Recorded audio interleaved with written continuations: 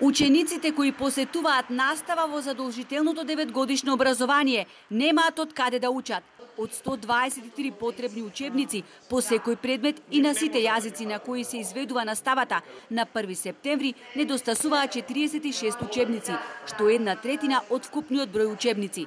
Поради ова, Комисијата за спречување и заштита од дискриминација деновиве ќе поднесе тужба за заштита од дискриминација од јавен интерес против Министерството за образование и наука. Нивен интерес е да добиваат квалитетно образование, а тоа значи учебник по секој наставен предмет, во секој оделение и на секој јазик на кој се одвива наставата. Тужена ќе биде државата, односно Министерството за образование и наука. Иако Комисијата во јуни годинава упати препорака до МОН да обезбеди учебници по сите наставни предмети и на сите наставни јазици најдоцна до 31 август и да достави писмен извештај, тоа не се случи. Врз основа на списокот со податоци што на нејзино барање бил доставен од МОН на почетокот на учебната година, книги имаа само учениците во прво и второ оделение.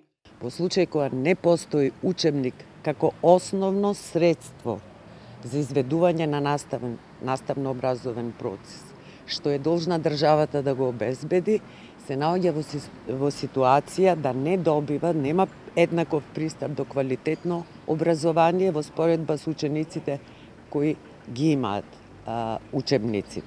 Од Комисијата за спречување и заштита од дискриминација посочуваат дека недостаток на учебници и бесплатен превоз на студенти и средношколци има и во приватните гимназии и факултети, за разлика од оние што се школуваат во државните образовни институции. Се работи за сензитивен спор во кој Комисијата ќе треба да го докаже и да ги поднесе сите факти и наводи со кои располага, а висината на прекршокот ќе го утврдува понатака судот во граѓанска постапка. Одлуката е донесена поради повредата на правото на еднаков пристап до квалитетно образование на поголема група ученици од основното образование, појаснува Бендевска.